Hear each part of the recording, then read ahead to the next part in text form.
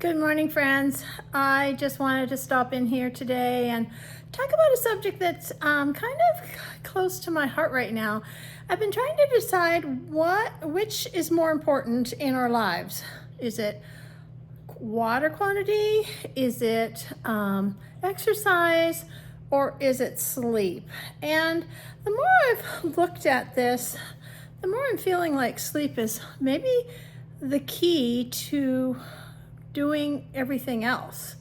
And so I want to talk about a couple of things today that you probably know about, but maybe it's just a good reminder for us as to why we should have our focus a little more diligently on our sleep.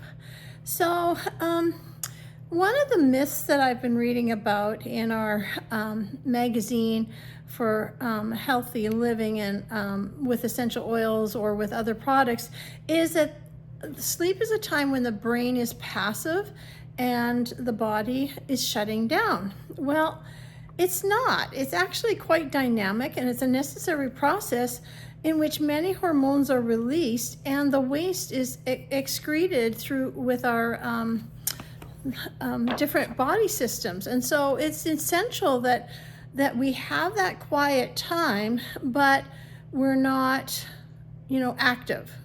We're not active. Our brains are active, but it's an essential part of our sleep program and why we need to do that. Does 1 hour less of sleep really matter? Yes. When you have a sleep deficit, you cannot really catch up. It has a significant impact on our days and our life and our overall health. And so, one night here, one night there, 1 hour here, 1 hour there, it is going to add up to be a deficit for us. The other thing is, a lot of older people say, well, I'll sleep when I'm older, I'll sleep when I'm dead. I don't need that much sleep anymore. And that is not exactly true. Sometimes we need more, or older people need more sleep, and it's going to do better things for us. So that is a myth. Those are 3 myths that we sometimes deal with or think about and think, it's okay, I'll be all right.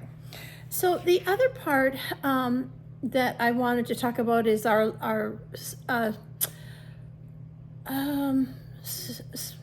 sessions, or how the sleep is broken up in a typical night. We have our light sleep, which happens first, and that's the transition that our body goes through from wakefulness to sleep.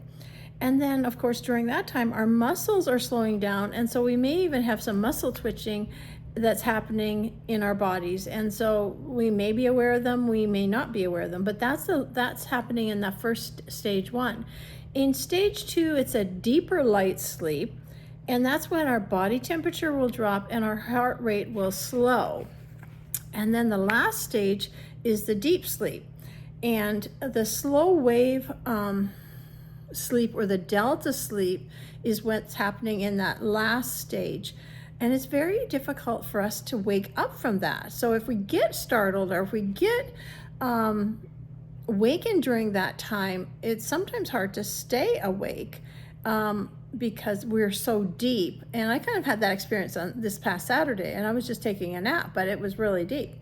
And then actually in this stage, this third stage, the deep sleep stage, is when the tissue in our body is repaired, the muscle growth happens, the brain detoxes, and the immune function is strengthened, or it's kind of reset. It's going, okay, what resources do I have to work with here? Am I going to have enough to get through the next part, or the next day, or whatever? So we have resources that we typically think of when it comes to sleeping.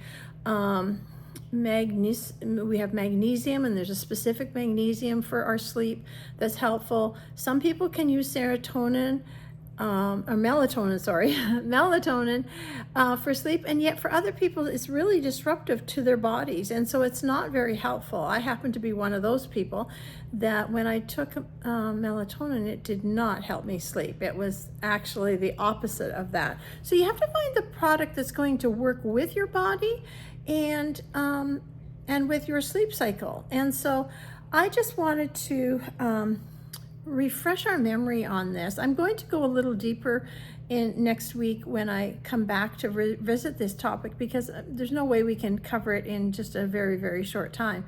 But I just wanted to bring these ideas up to you. And if you're having trouble with a sleep supplement that magnesium, melatonin are kind of those things that are go-tos. But if you're having trouble with those, you need something else that's going to be a good fit for you. And I will bring those topics up on the next video. So I hope that you have a great day, and I hope you'll maybe just cue into what your sleep is typically like. Kind of make a diary of what your sleep has been like this week, and see